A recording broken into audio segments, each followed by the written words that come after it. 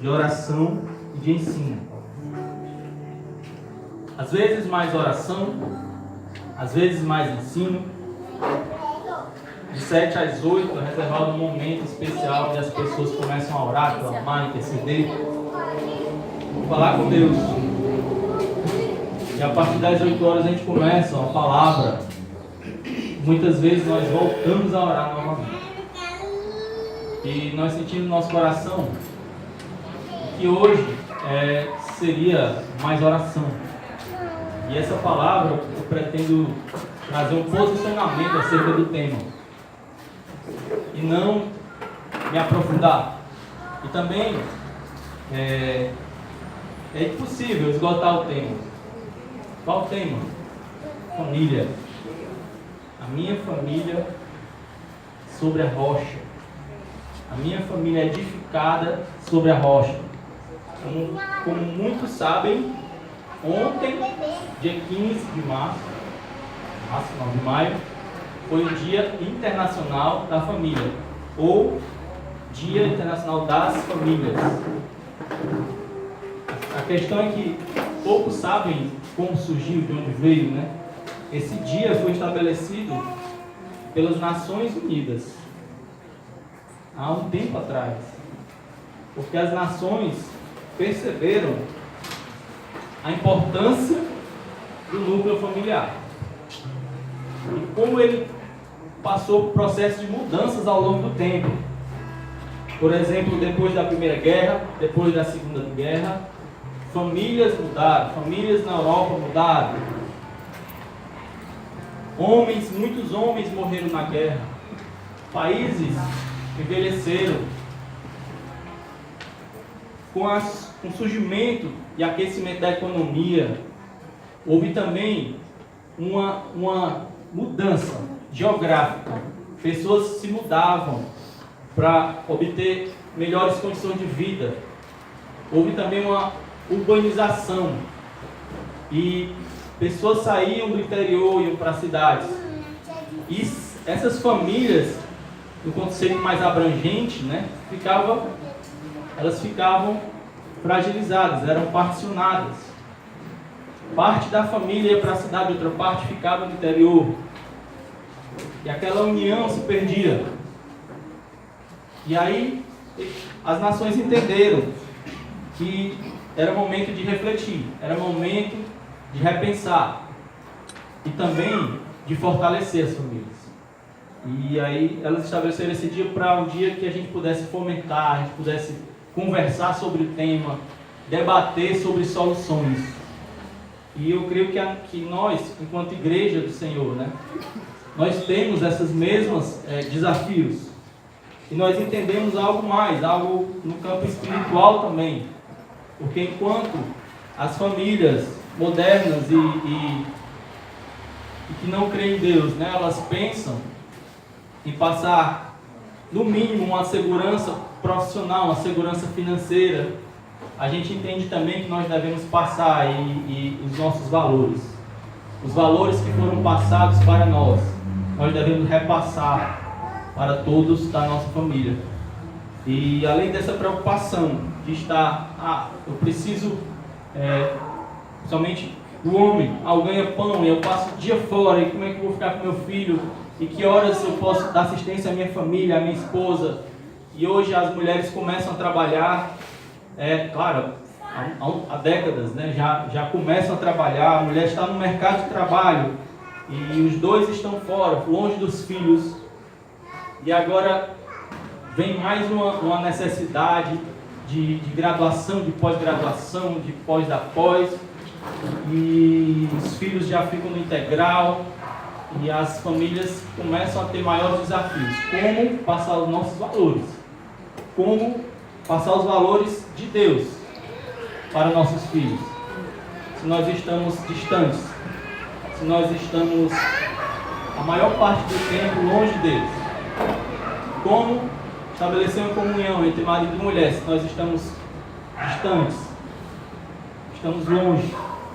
E ainda vieram os meios de comunicação, dispositivos móveis, que vieram trazer uma certa proximidade quem estava distante e veio trazer uma distância para quem estava perto. E aí, muitas vezes a gente encontra um pai mergulhado no celular sem dar atenção ao filho, ou vice-versa. É a geração dos smartphones. E as pessoas pensam que tem uma comunidade inteira, né? Pensam que tem uma família de seguidores. E não imaginam quão fraca essa relação. Quão fraca é essa relação. E a gente entende que a gente precisa resgatar isso. Mas assim, antes da palavra, a gente tem uma participação especial aqui do casal Anderson e Soraya. Eles têm ministrado para as famílias, eles têm esse ministério. E a Soraya entrou em contato antes, eles têm um cântico especial, né? E o Senhor tem trabalhado na vida deles, eles têm sido vasos nas mãos de Deus, ministrando às famílias. Fique à vontade. Paz do Senhor, irmãos, amém? É com grande honra que a gente está aqui nesse lugar, podendo trazer esse cântico, esse louvor que nos últimos meses tem sido para a gente um pouco mais do que uma bela canção, ele tem também sido uma oração para a gente. E quando a gente começou a conversar sobre culto de família, culto de casais, um fogo especial acendendo no nosso coração, porque a gente sabe o quanto é importante a família, o quanto é importante um casamento. E eu queria propor o seguinte, antes da gente começar a cantar e louvar, eu queria que você pudesse ficar perto de algum familiar seu, se não tiver algum familiar, ficar perto de um amigo, e que a gente, ou então se juntar em duas famílias e que a gente pudesse louvar junto esse cântico e que você pudesse orar com a gente também. Amém? Então você pode ficar à vontade, se você quiser ficar em pé ou sentado, pode ficar à vontade. Vamos louvar o Senhor.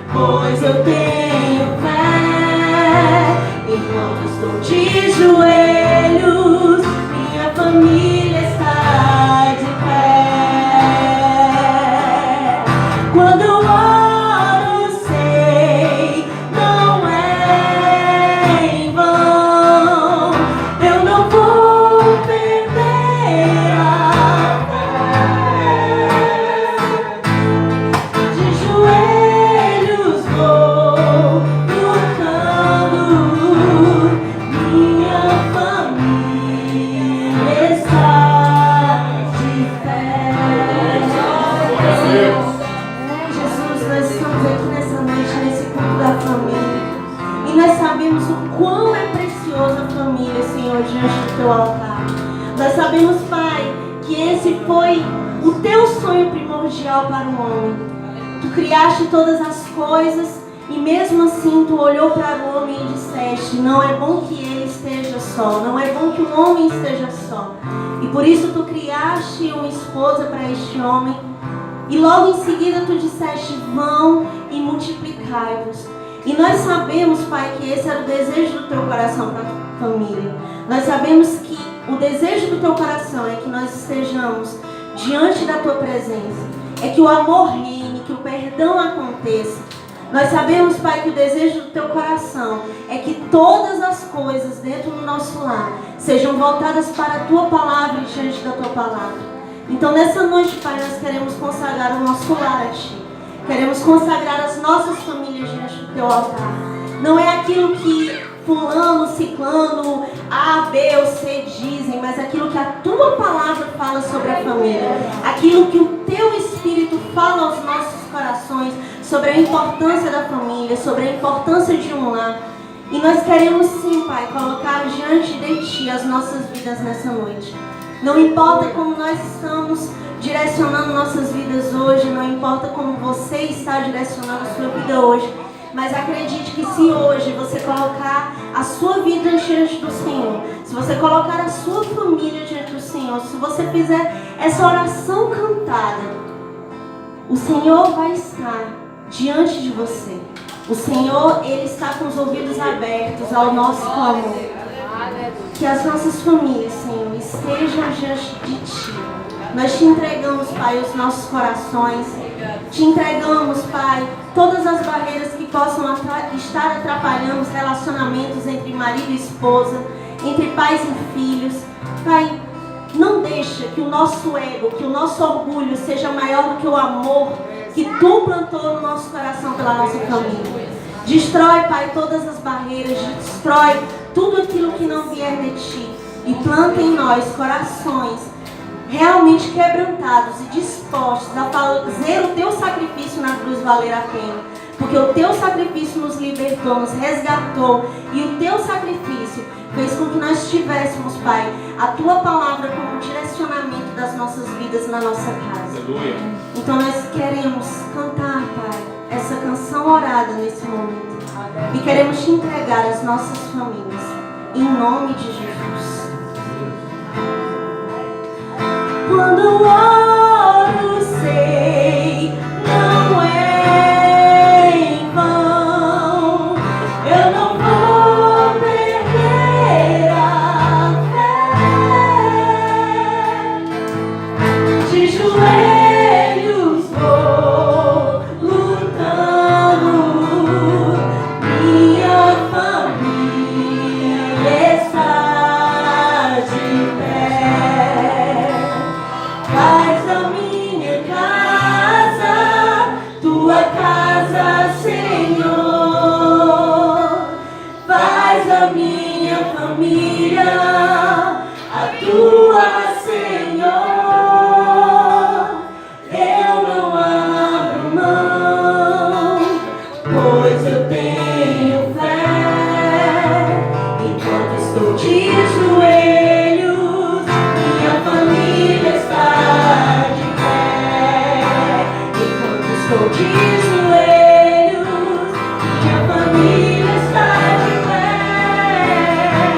Enquanto estou de joelhos, minha família está de pé. Glória a Deus. Aleluia. Aleluia. Obrigado, casal. Nossa batalha, a palavra diz que a nossa batalha não é contra carne e sangue, mas é uma batalha espiritual. E muitas vezes é de joelho que nós tornamos a nossa família de pé. Nós erguemos a nossa família. Eu queria trazer uma rápida palavra baseada em Mateus 7, capítulo 7, versículo 24. É muito conhecido. A gente trabalhou esse tema no congresso, na conferência do ano passado ou no retrasado? Retrasado. Família sobre a rocha. E está baseado nessa palavra de Jesus, aqui de Mateus 7, 24. Eu queria que você entendesse duas coisas antes da gente ler essa palavra. Uma é que uma coisa é o que o mundo diz sobre a família. Uma coisa é que o mundo diz sobre o pai, sobre a mãe. Uma coisa é que as músicas dizem sobre a família. Que as músicas dizem sobre o casal, o relacionamento. E outra coisa que Deus diz. E é diferente. Se você for perceber, várias pessoas que chegavam para Jesus e perguntavam as coisas. E ele mesmo dizia. E aí ele dizia, eu, porém, vos digo. E quando ele diz, eu, porém, vos digo, é sinal que o que a gente aprendeu anteriormente é diferente do que ele vai dizer agora. E só nos aproximando dele, só nos aproximando da palavra, a gente vai entender cada porém de Jesus. Porque a gente se aproximando do mundo, se aproximando da Rede Globo, se aproximando da Isto É, por exemplo, você vai ter um posicionamento político de outra revista, outro posicionamento político. Se você se aproximar da mídia trazida, veiculada, né, pela Rede Globo e suas diferentes mídias, né, você vai ter um posicionamento da perspectiva da Globo sobre o mundo e sobre a vida. Mas se você chegar à palavra, você vai ouvir o eu, porém, vos digo, de Jesus. A palavra, a perspectiva de Deus, do Criador sobre a própria criação dele. E é sobre isso que nós vamos falar. Qual a perspectiva de Deus sobre a família? Não posso esgotar esse tema, a gente não consegue esgotar, mas a gente consegue iniciar um trabalho. A gente consegue colocar algumas cartas à mesa. A gente consegue, de certa forma, tirar cada um do seu ponto, da sua zona de conforto. Muitas vezes a gente está aqui no piloto automático da vida, e a gente não se lembra e não percebe que existe um ministério nas suas mãos, nas minhas mãos, nas mãos de cada um da família. Amém? Mateus 7, 24. Diz assim: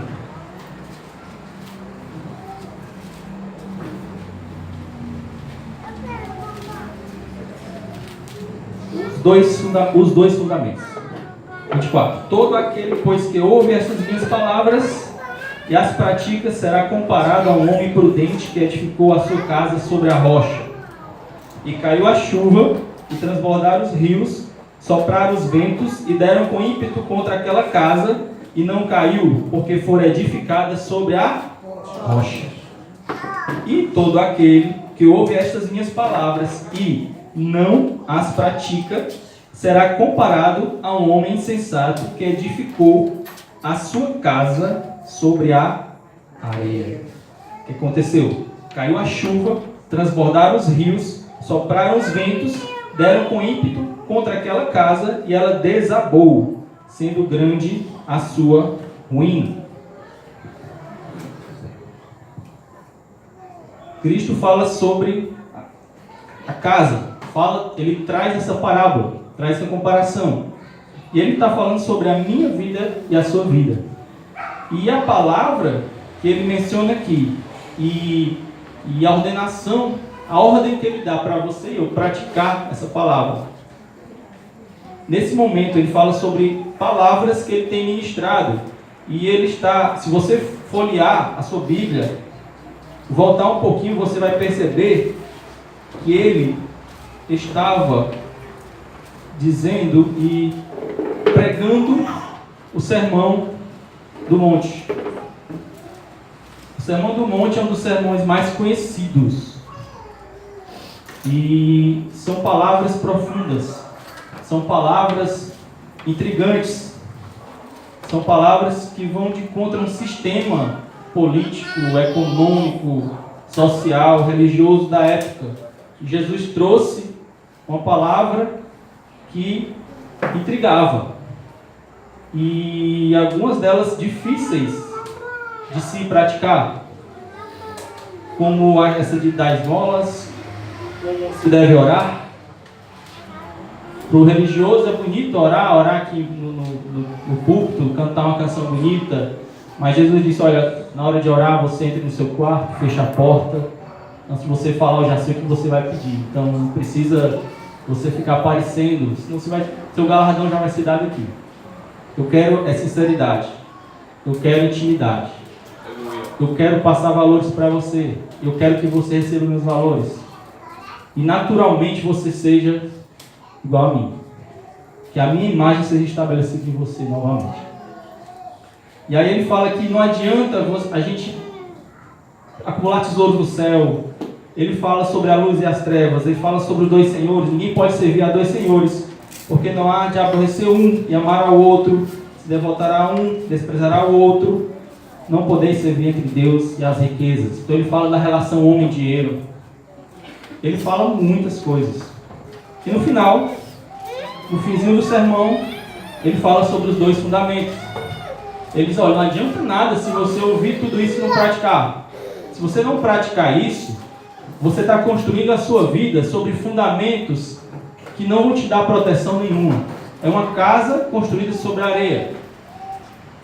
Mas se você construir a sua vida olhando e atentando para as palavras que eu te digo,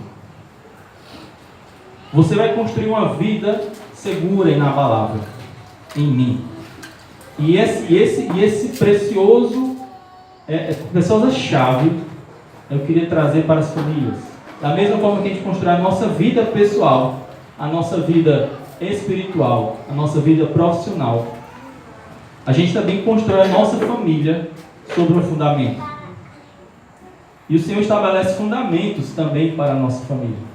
E as famílias do mundo, né, já uma visão mundial, global, a própria ONU reconheceu que as famílias estavam fragilizadas. Instituiu o Dia Internacional da Família para conversar sobre os desafios, os novos desafios dos novos tempos. E a gente sabe que os ventos vão, o Senhor não prometeu calmaria, os ventos vão chegar, os temporais chegarão. O que o Senhor prometeu para mim e para você é uma rocha na qual você pode estabelecer a sua vida, construir a sua vida. É uma rocha firme sobre a qual você pode construir a sua família. E essa rocha é Cristo. E Cristo é a encarnação dessa palavra. Por isso que ele disse, se você ouve essas palavras e as pratica, será como aquele homem que construiu a sua casa sobre a rocha. Então, meu irmão, o que Jesus estabeleceu aqui no Sermão do Monte, que Jesus proferiu naquele momento, não foram palavras ao vento, foram fundamentos para a sua vida, para a minha vida. Não foram palavras ao vento, foram fundamentos. Fundamentos que serviriam para mim e para você construir uma vida firme, uma vida inabalável, uma vida resistente, uma vida. Os planos do Senhor são maiores do que os nossos planos. Planos de paz, planos de justiça, planos de amor. E Ele tem isso para mim e para você. Tem isso para a família. Amém? Amém. Essa é uma das questões, né? São os fundamentos que o Senhor tem para mim e para você. A família é um projeto que o Senhor estabeleceu. Não foi um projeto feito pelo homem. Não foi algo que saiu da cabeça do homem. Foi algo que veio de Deus. Então, por que nós vamos separar? Por que nós vamos fragilizar? Nós precisamos, enquanto igreja, enquanto crentes em Deus, valorizar esse projeto. Assim como nós devemos valorizar a igreja, que também é um projeto de Deus. Valorizar a nossa vida, que é um projeto de Deus. Então, família precisa ser valorizada, porque é um projeto especial.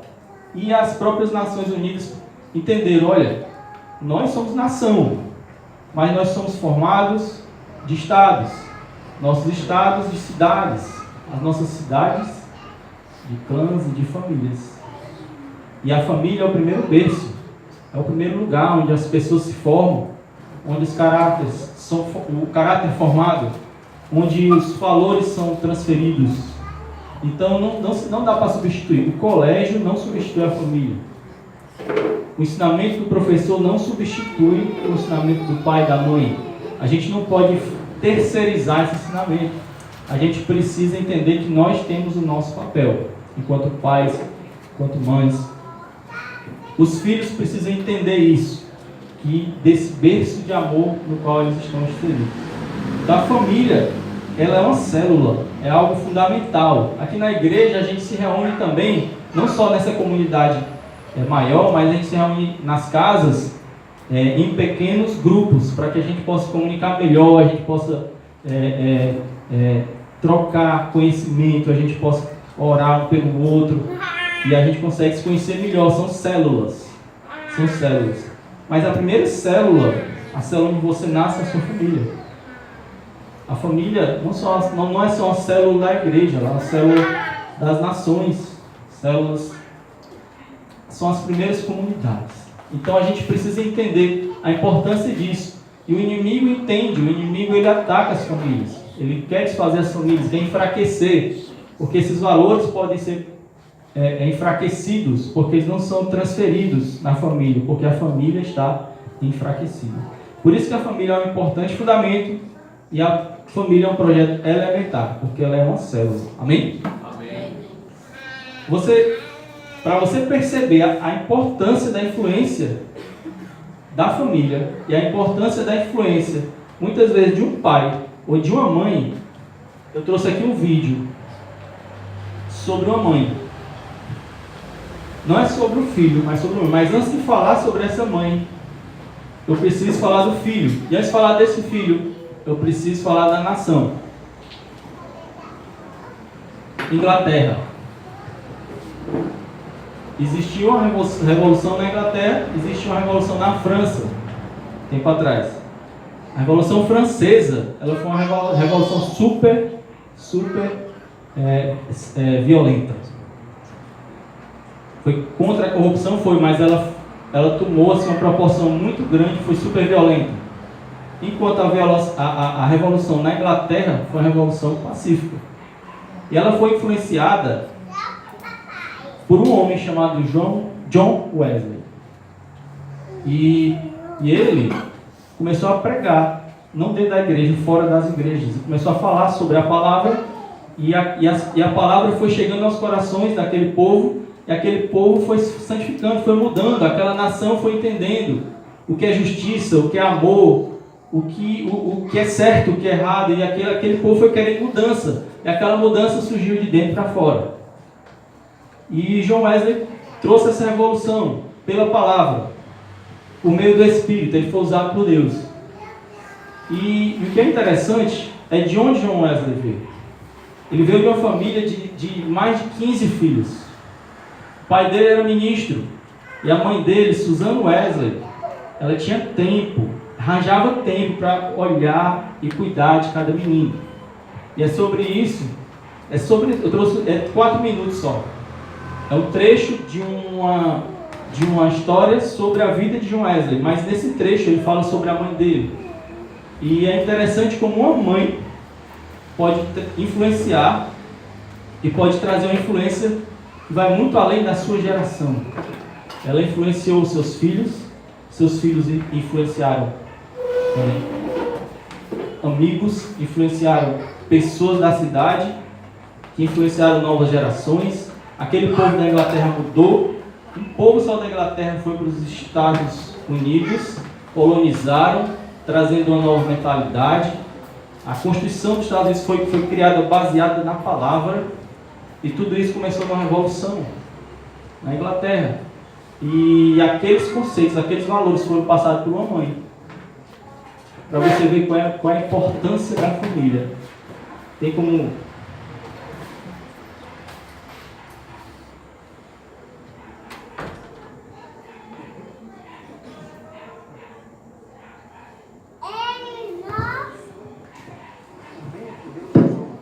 para revolucionar, para